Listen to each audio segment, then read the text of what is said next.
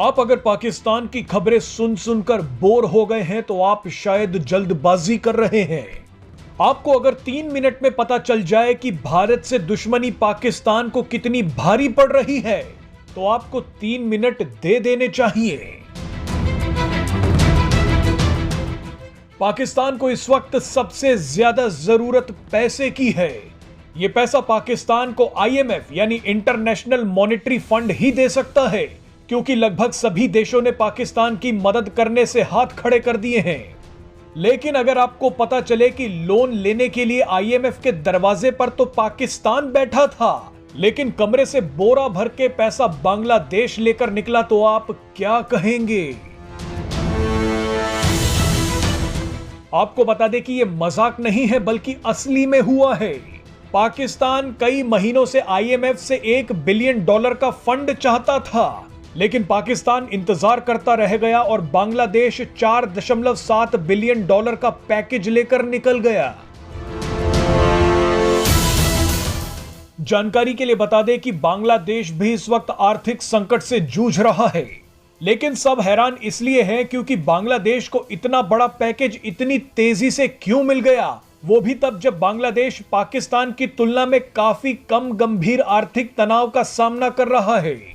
जितने बुरे हाल पाकिस्तान में हैं, उतने बुरे हाल बांग्लादेश में नहीं हैं। घुस रहे हो और एंजॉय कर रहे हो। टेक केयर दोस्तों सब। लेकिन फिर भी IMF ने पाकिस्तान को इंतजार करने के लिए कहा और बांग्लादेश को पैसा दे दिया। बांग्लादेश को पैसा मिलना पाकिस्तान के जख्मों पर नमक छिड़कने से कम नहीं है। पर हिट हो जाती, मतलब इनको सब पता है। लुक्के साले। लेकिन फिर भी यह सवाल बनता है कि बांग्लादेश को पाकिस्तान से पहले पैसा कैसे मिल गया? एक्सपर्ट्स का मानना है कि बांग्लादेश का आर्थिक तनाव खराब नीतियों की बजाय बाहरी संकट का नतीजा है, जबकि पाकिस्तान की तो नीतियां ही खराब हैं। IMF का कहना है कि बांग्लादेश यूक्रेन युद्ध की वजह से बाधित हुई ग्लोबल सप्लाई चेन जैसे कारणों की वजह से आर्थिक बदहाली का सामना कर रहा है। सोवियत यूनियन उनकी जो फौजों के खिलाफ लड़ते हुए अफगानिस्तान में, तो यहां से मुजाहिदीन भी जाते थे, जो बाहर से हमने अलकायदा जैसे ग्रुप्स को बुलाया था, लेकिन यहां के लोगों ने बड़ी उसमें शिरकत की, कबायली इलाके के लोगों ने। तो जब 2001 के बाद जनरल मुशर्रफ ने फैसला किया कि हम अमेरिका की जंग में शामिल होंगे, मैं ये बार बार कहता हूं कि अब प्रोपेगेंडा से किसी की जंग को अपनी जंग बनाया गया। मैं तब से कहता गया हूं कि यह हमारी जंग नहीं थी, और उसकी 2 वजूहात थी। एक, हमने पहले कहा कि अफगानिस्तान में जो भी फॉरेन ऑक्यूपेशन होगी, उस वक्त सोवियत यूनियन थी, उनके खिलाफ लड़ना जहाद है। कौम ने भी कबूल किया, हमने शिरकत भी की, और मुझे अफसोस से कहना पड़ता है हमें पैसे भी, डॉलर्स भी आए उससे।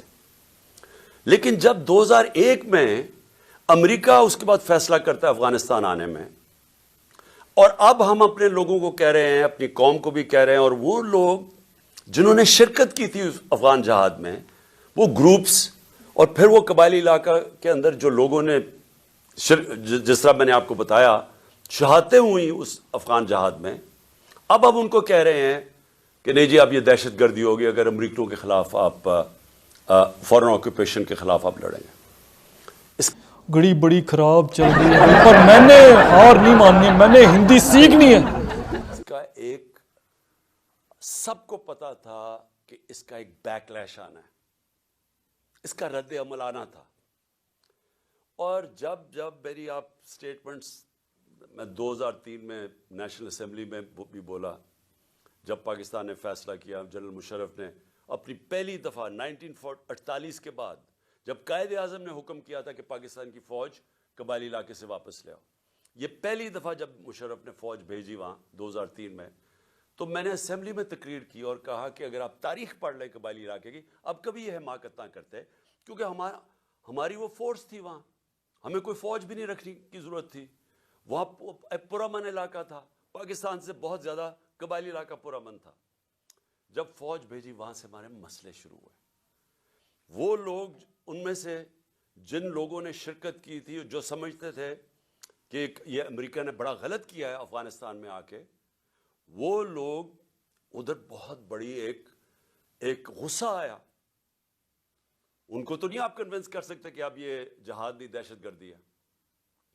2002 का इलेक्शन होता है और अगर किसी को शक था कि ये सारा जो पश्तून इलाका है ये बड़ा नाराज था कि अमेरिका जब अफगानिस्तान गया, तो सारे 2002 के अंदर पश्तून इलाके ने एमएमए को वोट दी, क्योंकि एमएमए वाहिद पार्टी थी जो कह रही थी कि बहुत बुरा हुआ। दूसरा, जबकि पाकिस्तान की कंगाली के लिए राजनीतिक अस्थिरता और गलत आर्थिक नीतियां जिम्मेदार हैं।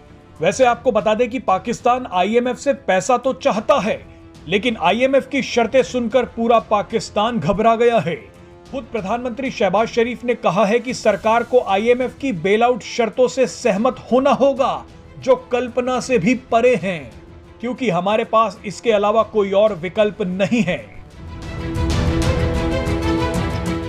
आपको बता दें कि आईएमएफ की शर्तें एक कड़वी दवाई हैं, जो अर्थव्यवस्था के लिए तो अच्छी हो सकती हैं, लेकिन पाकिस्तान की जनता की कमर तोड़ देंगी। पाकिस्तान को अगर पैसा मिला तो उसे तुरंत आईएमएफ की शर्तों को लागू करना होगा। आईएमएफ की शर्तें लागू होते ही पाकिस्तान में टैक्स बढ़ जाएगा और सब्सिडी में भारी कटौती की जाएगी। अगर टैक्स बढ़ा और सब्सिडी में कटौती की गई तो पाकिस्तान की जनता पागल हो जाएगी, क्योंकि पाकिस्तान के लोग पहले ही 1 लीटर पेट्रोल के लिए 250 रुपए दे रहे हैं। आईएमएफ की शर्तें लागू होते ही पाकिस्तान को बिजली सब्सिडी में भी तत्काल रोक लगानी पड़ेगी। ऐसा करते ही पाकिस्तान में प्रति यूनिट बिजली के दाम 12.5 रुपए तक बढ़ जाएंगे।